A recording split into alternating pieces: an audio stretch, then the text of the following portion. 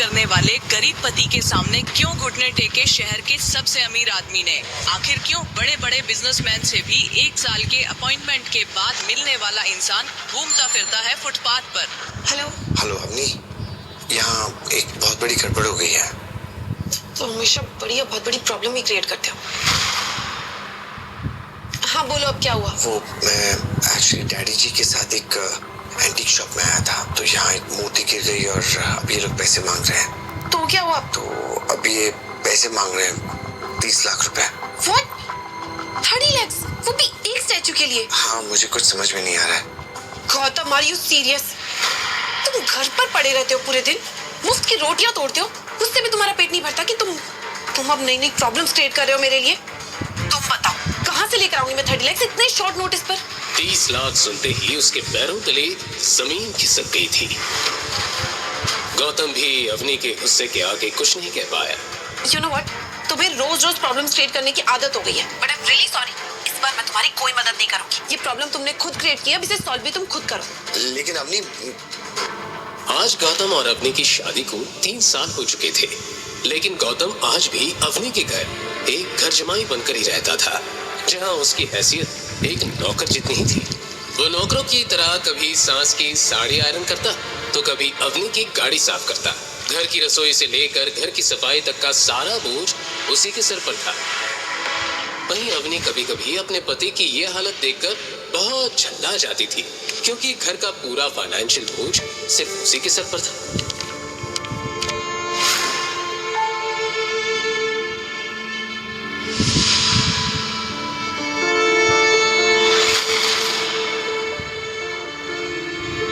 लेकिन अम्मी, ये स्टैचू पापा के हाथ से टूटा है, इसमें मेरी क्या गलती है? मुझे समझाने का मौका तो दिया होता, बिना मेरी बात सुने फोन काट दिया तुमने।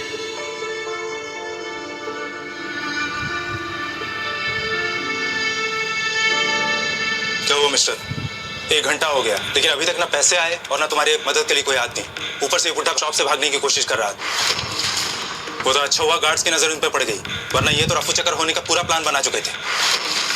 देखिए मिस्टर, 2 बज रहे हैं। अगर 5 बजे तक तुमने इस एंटिक स्टैचू के पैसे नहीं भरे तो मैं पुलिस को बुला के इस बुढ़े को अंदर करवा दूंगा, और इन बॉडीगार्ड से तुम दोनों की खातिरदारी कर लेंगे। समझ में आई मेरी बात? जी सर, समझ में आई, बस 2 मिनट दीजिए, हम फिगर आउट करते हैं।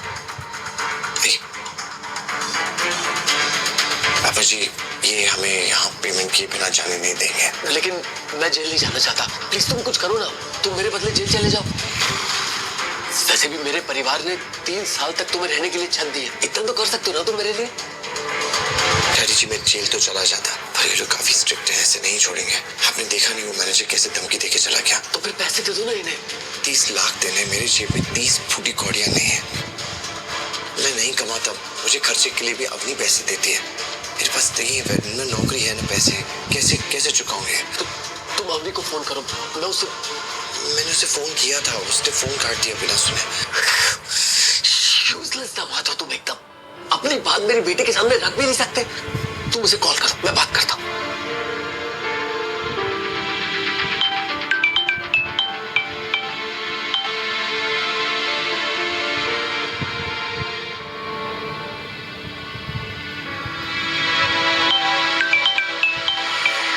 Gautam, are you mad? मैंने कहा ना मुझे काम के टाइम डिस्टर्ब मत किया करो। अब दोबारा कॉल किया ना तो बेटा, मैं डैडी बोल रहा हूँ। डैड? हाँ बेटा, मुझे तुम्हारी मदद की जरूरत है। हाँ, मुझसे एक स्टैचू टूट गया और ये लोग पैसे मांग रहे हैं, नहीं दिया तो मुझे जेल भेज देंगे, ऐसा बोल रहे हैं लोग। पर डैड, आपको क्यों? ये गलती तो गौतम की है ना, तो आपको जेल क्यों? बेटा, वो दरअसल मुझसे ही टूट गया था। स्टैचू देखते हुए मैं उसकी पिक्चर्स ले रहा था, मेरा हाथ लग गया और स्टैचू नीचे गिरा और टूट गया। डैड, आप ऑलरेडी जानते हैं कि गौतम ने घर पे कितनी प्रॉब्लम्स क्रिएट कर रखी है, और आप भी मेरी लाइफ में नई नई प्रॉब्लम्स लेकर आ रहे हैं। लेकिन बेटा, अच्छा ठीक है, अब बताइए आप कहाँ पर हैं? मैं मॉम को लेकर आती हूँ। बेटा, हम एंटीक शॉप पर है, Madhav Nagar. Okay, wait there, मैं अभी आ रही हूँ। अवनी के सामने बहुत बड़ी मुसीबत खड़ी थी, जिससे निकलना उसके लिए आसान नहीं था।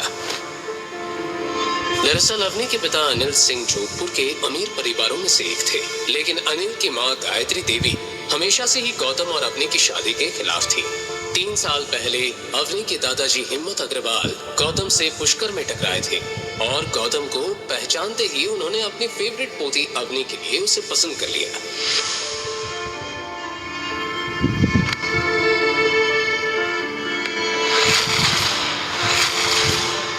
अवनी अपने दादाजी से बहुत प्यार करती थी और उनकी किसी भी बात को टाल नहीं सकती थी। पर शादी के कुछ वक्त बाद ही हिम्मत अग्रवाल दुनिया को अलविदा कह गए, इस राज के साथ कि उन्होंने गौतम को अपने के लिए क्यों चुना। कैसे पहचानते थे वो गौतम को। फिर उनके जाने के बाद परिवार की बागडोर उनकी पत्नी और अवनी की दादी गायत्री देवी ने अपने हाथों में ले ली।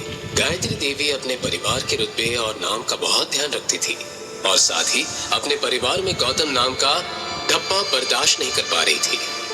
इसलिए उन्होंने हिम्मत जी के जाने के बाद अनिल और उसके परिवार को अग्रवाल मैंशन से अलग कर दिया था। अवनी आज भी ये सदमा भूल नहीं पाई थी। अब दिन रात उसके दिमाग में सिर्फ एक ही बात चलती रहती थी कि अपने परिवार की हालत कैसे सुधारी जाए। आज एक बार फिर उसके सामने मुसीबत खड़ी थी। वो अगले ही पल अपनी मॉम गीता के साथ माधव नगर जाने के लिए गई। जो हर मर्द को बनाना चाहती थी अपना गुलाम, आखिर क्यों नहीं बुझ रही थी उस औरत की प्यास। हजारों मर्दों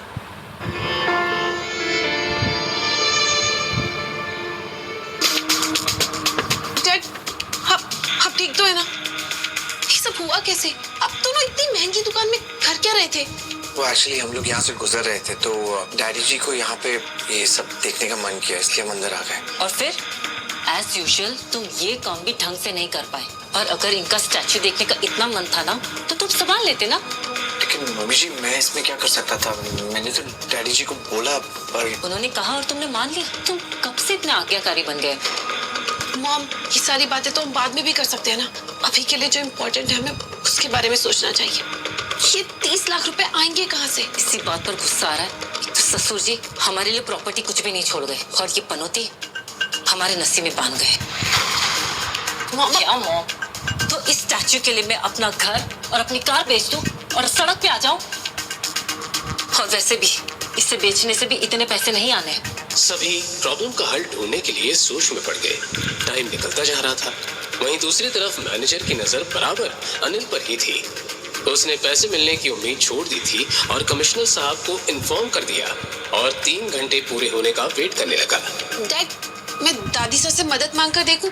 उनके जितने भी पैसे होंगे ना मैं धीरे धीरे कर लौटा दूंगी।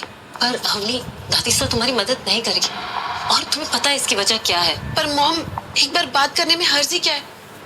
मैं कॉल करती हूँ।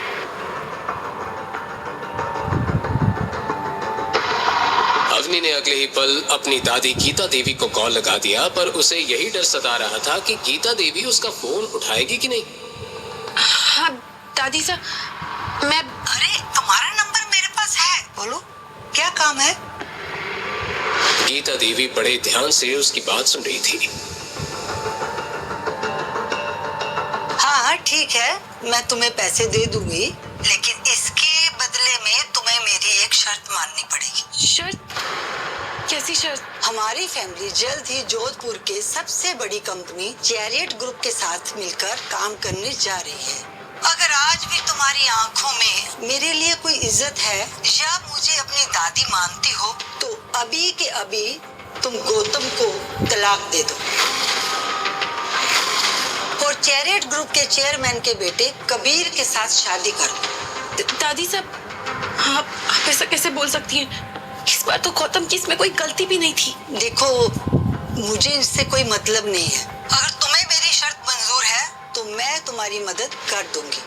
दादी साहब, मेरे पापा आपके बेटे हैं, वो अपने बेटे के साथ ऐसा कैसे कर सकती हैं? और आज अनिल जिस प्रॉब्लम में है ना, उसकी वजह सिर्फ तुम हो और इसीलिए अगर तुम्हें मेरी शर्त मंजूर है तो मैं तुम्हें पैसे देने के लिए तैयार हूँ। दादी साहब, मेरी बात।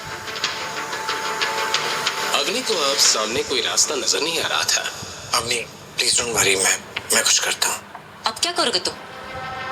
इतनी बड़ी रकम बाहर जाके भीख मांग के लाओगे क्या? अवनी, तुम मेरी बात सुनो। तुम आज के आज इस आदमी से तलाक ले लो।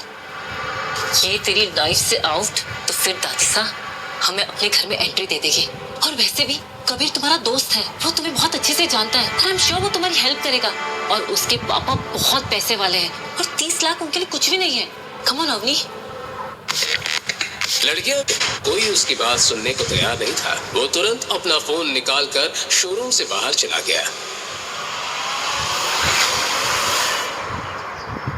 शोरूम के बाहर जाते ही उसने मोबाइल में एक नंबर डायल कर लिया। जैसे जैसे उसे फोन की रिंग सुनाई दे रही थी, वैसे वैसे उसकी धड़कनें तेज होती जा रही थी। मुंशी जी। माँ खड़ी रोको। खड़ी खम्मा मुंशी जी, कैसे हैं आप? गौतम इस वक्त जिस शख्स से बात कर रहा था वो और कोई नहीं, उसके पापा रघुवेंद्र सिंह राठौड़ के मुंशी कमल स्वरूप थे, जो रंजौड़ की रॉयल फैमिली से बिलोंग करते हैं। गौतम रघुवेंद्र का सबसे छोटा बेटा था, जो असल में रंजौड़ के राजकुमार थे। गौतम अपने पैलेस सुमेर भवन में ही बड़ा हुआ था। ये कहना गलत नहीं होगा कि वो सोने की चम्मच लेकर पैदा हुआ था, लेकिन जैसे जैसे गौतम बड़ा होता गया, उसके दिल में बाहर की दुनिया को जानने पहचानने की दिलचस्पी बढ़ती चली गई। वो हमेशा से अपनी शाही जिंदगी से तंग रहता था। और फिर एक दिन रघुवेंद्र ने उसकी शादी अपने खास दोस्त की बेटी दीपशिका के साथ तय कर दी।